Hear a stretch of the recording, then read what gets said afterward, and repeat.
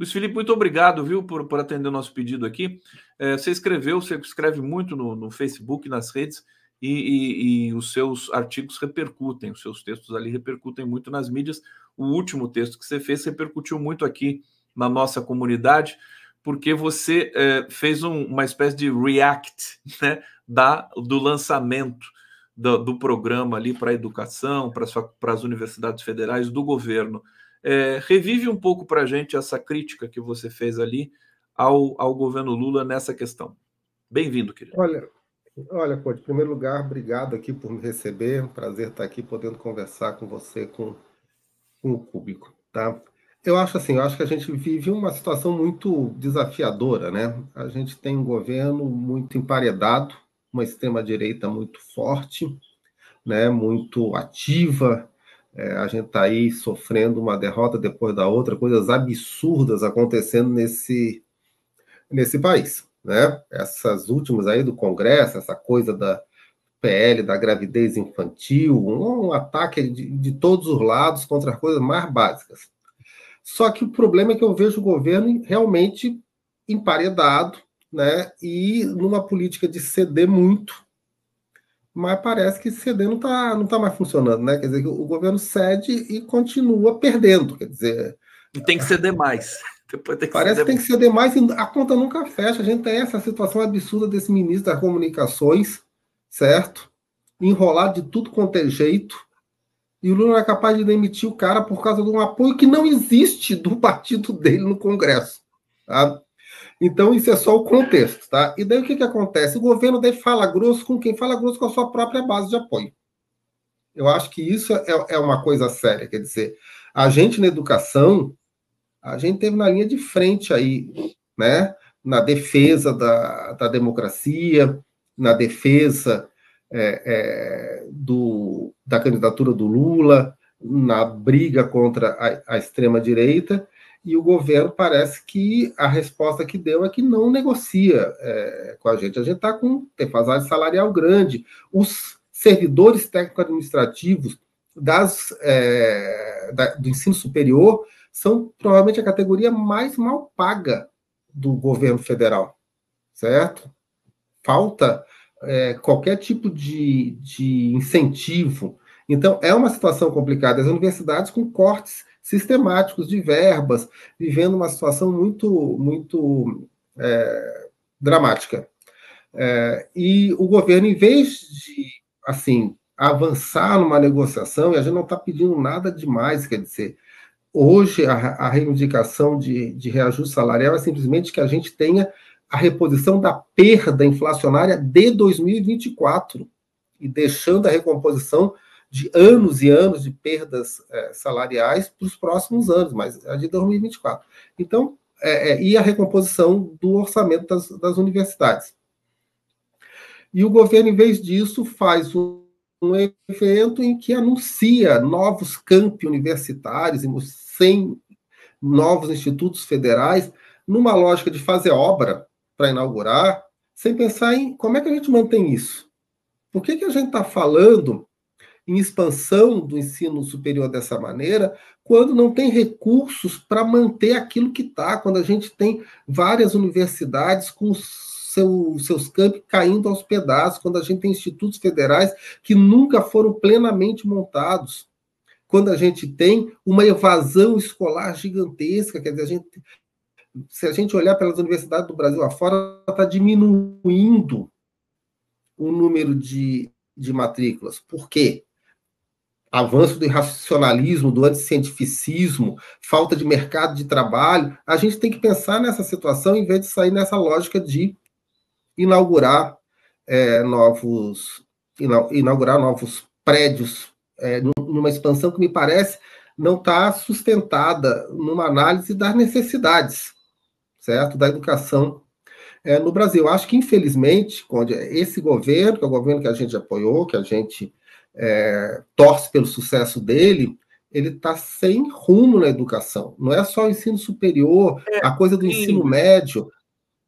Isso. Desculpa, pode? Pode completar, desculpa, não, pode. Não, a coisa do ensino médio, por exemplo, quer dizer, esse projeto de ensino médio, que é um projeto que vem lá do Temer, que passa pelo Bolsonaro, que é um projeto que existe uma unanimidade entre administradores escolares, entre educadores, entre estudantes, de que é um negócio catastrófico, né, que destrói a possibilidade das disciplinas que vão incentivar o ensino crítico, que reduz o estudo da sociologia, da filosofia, da literatura, que marca uma distinção entre a escola para os filhos dos ricos e a escola para os filhos dos pobres, que parece ter como único objetivo formar mão de obra, né, para obedecer.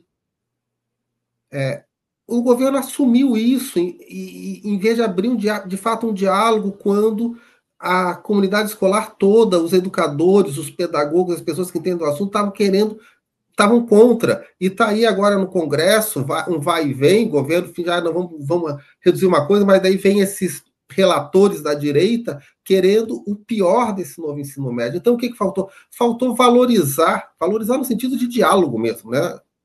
Valorizar a comunidade da educação, que sempre esteve do lado que o governo está, que está torcendo pelo governo. Então, eu acho que existe o que eu sinto, uma lógica de que esse pessoal está com a gente não precisa nem ouvir.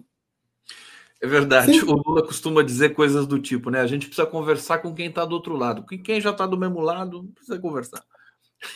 Assim, eu até escrevi isso outro dia. Não é que a gente vai apoiar o Tarcísio em 2026. Eu acho que não. A gente, inclusive, porque tem a experiência muito recente aí do que foi o bolsonarismo no governo para a educação. A gente não vai apoiar esse pessoal, tá? Mas, por outro lado, qual é o entusiasmo que a gente vai para a rua para defender esse governo, se esse governo vira as costas para todas as nossas demandas? Então, isso fica complicado. Pois é, ontem ocorreu um episódio atípico nesse sentido, que foi as mulheres indo para as ruas, né, de maneira muito forte em várias capitais do país, e que realmente poderia marcar até uma inflexão, né, na participação maior da população, porque o Lula vai precisar da população. A julgar pela equipe que ele montou, sem população não vai, como o Gustavo Petro na Colômbia. Você tem acompanhado lá o Petro, Miguel? Sim. E o que ele faz, por exemplo? Também foi frente ampla, certo? Também Daí, na hora que os caras que estão com os cargos no ministério não dão apoio no Congresso, que afinal era a troca, ele demite. Ele não fica lá, por favor, vê se me apoia, a gente vai manter vocês aqui, mas por favor, dê um voto. Não, porque o governo tem recursos de poder para negociar com esse pessoal. Use esses recursos, mostra que tem consequência. Quer ministério? Eu não tenho a ilusão, a gente vai fazer uma revolução e da noite para o dia vai mudar todo esse cenário. Não vai, tem que negociar com essa canalhada, não tenho dúvida quanto a isso. Mas tem que exigir que eles devolvam o que eles prometem nessa negociação. E tem como. Tem posições de força para mostrar isso. E o que você falou do movimento feminista é fundamental. Essa PL, tá, que a gente vê aí, o próprio governo, o próprio PT acovardado no combate a essa PL. Mas existe um movimento que está funcionando, certo? Por exemplo, já teve deputado retirando, uma deputada lá do Pará, que eu sei, retirando o apoio à PL por causa dessa movimentação que está mostrando qual é o significado dessa PL, né? A PL da gravidez infantil, né? A PL que faz com que a vítima pague mais do que o agressor, no caso do estupro. Então, se a gente disputa, a gente tem condições de ganhar. E eu acho que falta isso, quer dizer, falta o governo ajudar nessa disputa. Falta o governo, com a liderança do presidente Lula, dizer, gente, tem que ir para a rua brigar por isso. Tem que pressionar por isso. Isso tem que ser feito. A política não é só a negociação entre executivo e legislativo. A maior parte desses deputados, tem uns que são os alucinados, hidrófobos de extrema-direita, que tem uma coisa programática, mas a maioria é oportunista. Se a gente mostrar que vai ter consequência, que eles não vão conseguir, que eles vão perder voto, que eles vão sofrer politicamente, eles mudam de posição, eles moderam a sua posição. Então, o Lula é o cara que tem um prestígio, que tem uma capacidade de comunicação com a massa, e ele podia usar isso para incentivar isso, em vez de ficar só salvando esse pessoal, usar essa capacidade para pressionar esse Congresso para adotar atitudes menos medievais. O que me parece, ao ver a resposta do Lula sobre a questão do Juscelino Filho, embora não seja tão importante quanto a gente julgue, mas parece que o Lula, depois da prisão política, né, injusta, da perseguição toda, ele ficou generoso demais, né? Mas tá generoso demais para as pessoas erradas, né, Luiz Felipe Miguel? Tem que ser generoso para quem merece ser, né, ter generosidade. E daí, assim, daí a gente tem essa questão com o Congresso e tem essa ortodoxia do ajuste fiscal, da austeridade. E isso também significa o quê? Que é um governo que não está fazendo enfrentamento de para que serve uma política econômica. É só para remunerar especulador financeiro? É só para dar lucro para banco? É só para pagar juros? Né? Então, assim, tem algumas coisas, por exemplo, a desvinculação da aposentadoria com o salário mínimo, que volta aí, né, com a simpatia, porque resolveria as contas da Previdência. As contas da Previdência não resolveria nada. O que acontece é que a aposentadoria vinculada ao salário mínimo é talvez a maior política social desse país.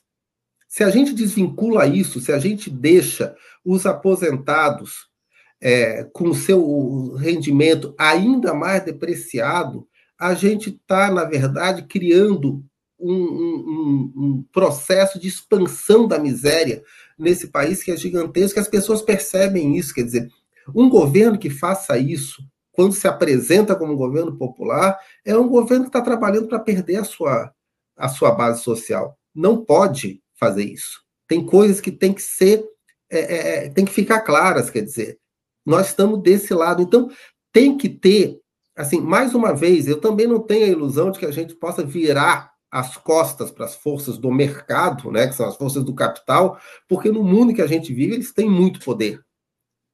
Mas tem que usar a posição que a gente tem, né, de ter um governo com compromisso popular para fazer enfrentamentos em relação a isso. A gente não pode estar permanentemente cedendo nisso. E tem poder, quer dizer, se eu lembro, isso mudou, né? Mas eu lembro faz uns anos, quando dizia, não, o Estado não tem mais importância por causa da globalização. Não tem importância, tanto é que eles têm tanto esforço para controlar, né, os governos. Então, tem poder, tem que fazer esse enfrentamento, tem que marcar algumas linhas divisórias. Agora, isso se faz com mobilização da base. Não dá para a gente reduzir a política ao jogo no Congresso. O jogo no Congresso é uma parte importante, mas não é tudo, inclusive porque a direita nunca deixa de usar todos os recursos que tem à sua disposição para fazer pressão, né? O controle do capital, ameaça de desinvestimento, diz que vai retirar as empresas do país, faz lobby, corrompe, usa tudo que tem para influenciar. A gente não vai, a gente vai votar de 4 em 4 anos e esperar que o Congresso decida. Não, a gente tem que mobilizar, a gente tem que pressionar. Isso cabe aos movimentos sociais, mas cabe a grandes lideranças políticas desse país, presidente Lula à frente, encaminhar esse tipo de combate, esse tipo de enfrentamento.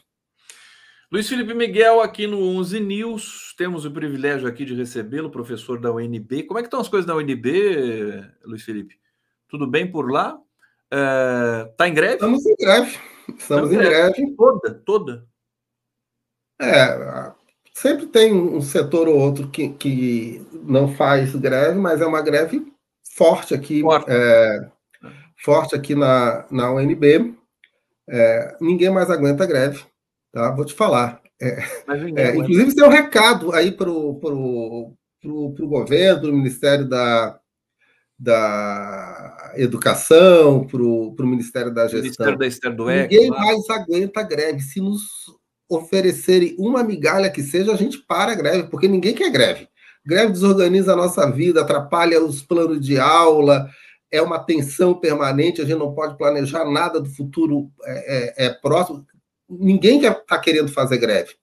Então, assim, se tiver uma disposição, de fato, para negociar de verdade, eu tenho certeza que a gente acaba essa greve na mesma hora. Tá? O que não dá é isso, é ver a Polícia Rodoviária Federal, tá? Que tentou melar as eleições, que deu golpe, é o setor para quem o governo dá o maior reajuste. E para a educação, nada. E assim, não adianta, porque esse pessoal que o governo está cortejando aí, policiais, militares, eles não estão se afastando do bolsonarismo. Essa lógica não está funcionando. Eles continuam bolsonaristas, né? Continuam bolsonaristas. Ô, Luiz Felipe, esse que é o ponto, quer dizer, ninguém gosta de greve. Tentou se vender uma ideia aí de que tem quem goste da greve, quem não goste da greve, quem é a favor, quem é contra. A questão, o debate não é esse, quer dizer, é uma coisa que o professor e a classe faz, ainda mais pela vocação e pela relação que essa profissão, né, tem, né, de amor, enfim, que é uma palavra meio desgastada, mas com o que faz, o professor ama o que faz, não pode ficar sem, né, os alunos e tudo mais. E os alunos também estão apoiando bastante aí na UNB, quer dizer, total. Sim, existe uma consciência bem clara, porque assim, a gente tem a questão salarial, que é uma questão importante, certo? Que tem a ver, inclusive, com o funcionamento da carreira, inclusive os primeiros anos hoje do professor são um salário muito ruim, então a carreira atrai muito pouco. Essa é uma questão. Mas tem a questão também vinculada ao funcionamento das universidades, né? A gente está com um orçamento muito limitado, a gente está com prédios deteriorados, a gente está com a zeladoria do campus, que parece que é bobagem, mas assim, aqui na UNB, pessoas que têm dificuldade de locomoção, cadeirante, por exemplo, têm dificuldade de andar, porque as calçadas estão todas estragadas, porque não tem a verba para manutenção. Né? Outro dia, até o ministro, o comandante do Exército, falou: não, porque, veja só, os militares aqui merecem dinheiro, porque no Exército a grama está sempre bem cortada. Sim, eles têm lá os recrutas dele para cortar a grama. E nas universidades nós não temos. Então, existe dificuldade de manutenção, existe dificuldade de manutenção dos alunos, tá? Porque a universidade é gratuita, mas a presença na universidade tem custos de qualquer jeito. Tá? Um dos problemas que a gente está tendo é uma evasão altíssima em determinados cursos. Por quê? Porque a gente tem hoje a competição dos cursos de ensino à distância de baixíssimo nível de algumas universidades privadas, e para alguns alunos vale mais a pena pagar a mensalidade desses cursos, que são péssimos, sai mais barato do que pagar o transporte para chegar numa universidade presencial pública. São mensalidades. Então a gente tem que mudar isso reais, né? também, quer dizer, tinha que parar e pensar, será que... Pois é, sabe? Então se a pessoa tem que vir para a universidade, ainda vai ter que fazer um lanche porque sai do emprego, precisa, sabe? Sai muito mais caro. Então, diante disso, quer dizer, diante dessa evasão, tá, que a gente está tendo nas universidades públicas, será que o governo ainda deve ficar financiando do jeito que financia a presença das pessoas nas privadas? Será que não deve realocar esse dinheiro para políticas de permanência na universidade pública dos alunos carentes? Será que a gente não tinha que investir, por exemplo, tudo bem, expandir o ensino superior, mas será que a prioridade nesse momento é criar novos campi? Ou a prioridade seria, por exemplo, avançar na expansão das vagas de moradia estudantil para os estudantes que vêm de fora, numa cidade como Brasília, que é uma cidade caríssima? Tá? É muito difícil para o estudante que vem de fora, que não tenha uma situação familiar privilegiada, permanecer em Brasília só pelo aluguel. E a UNB não expande as suas vagas de moradia estudantil, sei lá, há 30 anos. E aí vem esse projeto. A gente duplicou o número de vagas, triplicou o número de vagas. Esse lançamento aí desse novo dinheiro para as universidades federais, 5,5 bilhões, a gente ainda vai falar sobre isso com o Luiz Felipe Miguel, e com essa expansão, quer dizer, construção de novos campi, é uma coisa que deixa a gente realmente preocupado, inclusive falou, será que não tem ninguém para assessorar, né? Quem faz esses projetos? O Luiz Felipe vai responder na sequência. Antes, deixa eu só trazer aqui participação do público no nosso programa. Rosângela da Silva Pereira está dizendo, desculpa, Boulos foi muito didático na comissão ali que livrou o André Janones. Aqui era o papo que a gente estava tendo com o Aldo Fornazieri. A flor de Mandacaru provoca, né? Vocês não queriam frente ampla? Tá aí o resultado. Não foi a gente que queria, né, Luiz Miguel? Foi a conjuntura, né? Foi um momento histórico que o Brasil ainda vive. José Carlos Faria, não a PEC 65 que transforma o BC em empresa pública. É engraçado porque transforma o BC em empresa pública e fala, pô, isso é bom, né? Quem é de esquerda vai falar assim, isso é bom. Mas não, é porque essa PEC é insidiosa, né? Ela vai afastar o BC da influência do governo de turno. Carlos Adriano Cardoso, os terraplanistas tinham razão, o Lula não é o Lula. O Lula está diferente, né? É um momento diferente, Luiz Felipe Miguel. Mas antes de falar, eu vou pedir para você, nós temos aqui 10 minutos ainda, aliás, comunico aqui ao nosso público que está nos acompanhando, hoje a gente vai encerrar o 11 News um pouquinho mais cedo, porque o Jefferson Miola teve um contratempo, teve um problema, não vai poder estar aqui, então 13h30 a gente vai estar encerrando aqui com o Luiz Felipe. Eu quero que você dê um panorama da situação política do governo, levando em conta a imprensa convencional, que eu sei que é um processo que você acompanha também muito de perto, mas antes disso, quais as chances? Você disse assim, se o governo acenar um pouquinho, a greve acaba. Hoje tem uma reunião, né? Não sei se ela já está acontecendo ou se ela ainda vai acontecer. O que o governo ofereceu ainda não é suficiente? É isso que você quis dizer com... Olha, Conde, é engraçado porque o governo... isso mostra, né, as dificuldades, eu acho, que tem de um rumo para o governo. O governo já anunciou várias vezes que não negociava mais. É verdade. E depois aceita mais uma negociação. Pelo menos isso, mas não precisava ficar fazendo essas ameaças. Tá? Tem essa reunião hoje. Eu acho... minha opinião, tá? Eu não estou em comando de greve, eu não sou dirigente sindical, então eu estou falando só do meu ponto de vista, tá? Eu acho que nessa altura do campeonato, se dessa reunião sair uma recomposição mais efetiva para o orçamento das universidades, tá? Porque a recomposição que o governo anunciou junto com a expansão, ela é muito insuficiente, certo?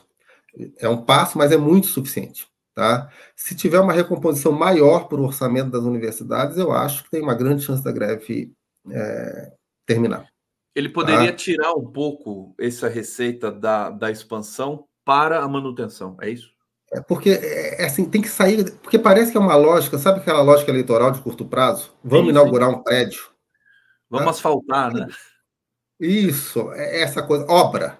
Tá? Mas não adianta ter obra se a gente não tem a manutenção daquilo que tem. Tá? Então, se tiver essa recomposição, porque isso é uma coisa que nos incomoda muito. Claro, a gente tem, nós somos trabalhadores, como qualquer trabalhador, a gente tem a preocupação com a manutenção do nosso poder aquisitivo, tá? Da capacidade de compra dos nossos salários, e a gente acumula aí 20 e tantos % de perdas nesses últimos anos. Mas a gente tem uma preocupação muito grande com as condições de trabalho que a gente está tendo. Tá? Então, uma recomposição disso, que significa mais bolsa de permanência para os alunos, mais possibilidade de manutenção nos prédios da universidade, tá? Os laboratórios funcionando, os equipamentos em dia, eu acho que isso é algo que fala muito a categoria, porque como você falou, quer dizer, é meio ruim esse discurso, professor trabalha por amor, porque amor não paga os boletos, né? Mas existe um envolvimento... que falou isso em São Paulo, né? Desculpa, ele falou assim, não, o professor já tem um amor, já. Isso,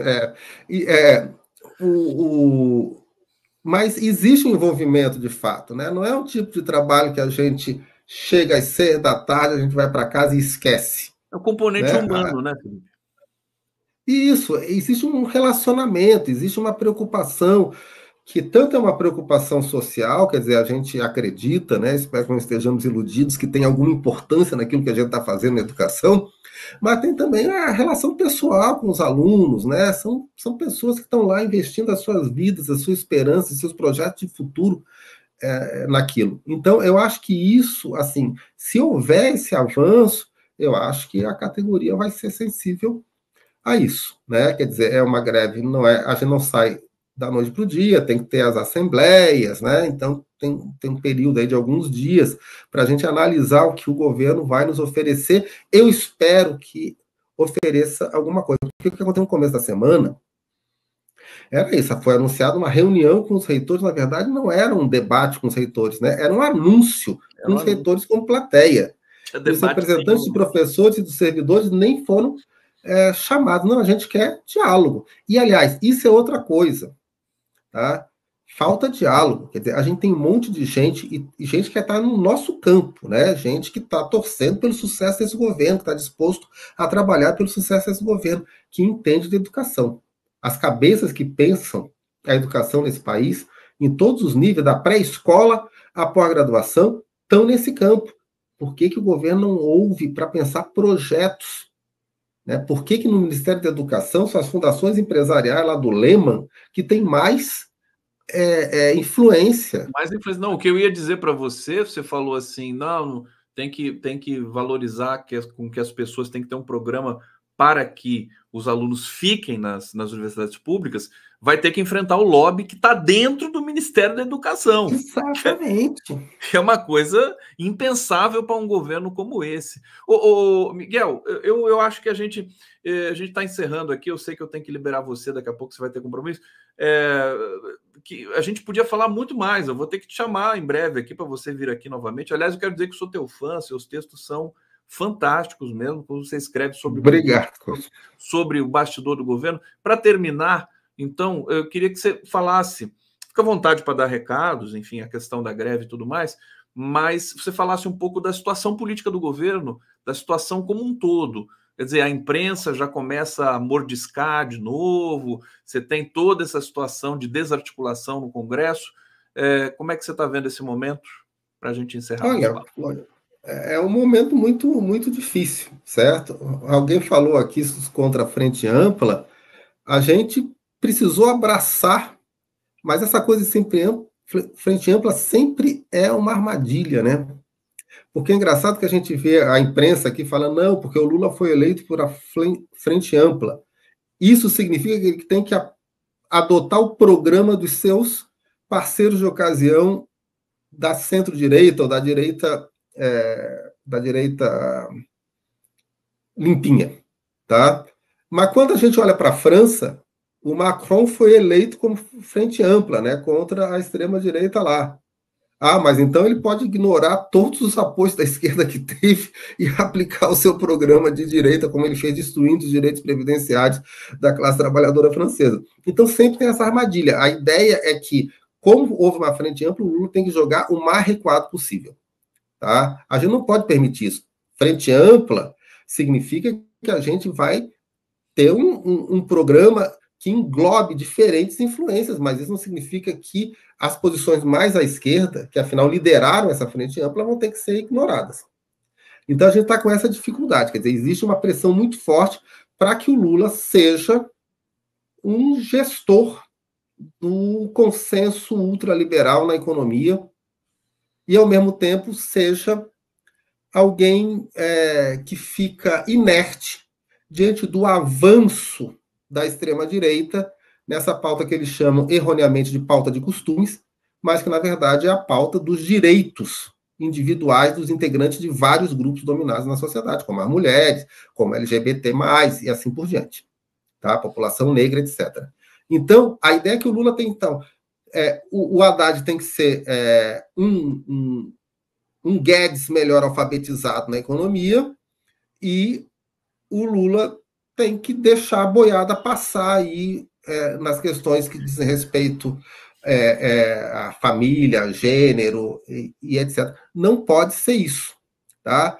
E o que acontece? Como, mesmo com o Lula recuando do jeito que está, em tudo, parece que nunca é suficiente para eles, a gente ainda vê essa tentativa de construir um troglodita como o Tarcísio como sendo uma opção aceitável para 2026. Acho que foi a revista Veja que publicou. Tarcísio se afirma como opção de centro. Gente, que centro? O que é isso? Em que mundo que a gente está? Quer dizer, então, é complicado, mas isso mostra o quê? Só para encerrar mais assim, isso mostra que não adianta para o Lula, ele não vai ser essa figura, né, que ele foi aceito contra o Bolsonaro numa situação muito excepcional, ele vai ser destruído. Então, se ele não se afirma como alguém que tem essa abertura para um projeto popular, ele não tem espaço, ele vai ser engolido.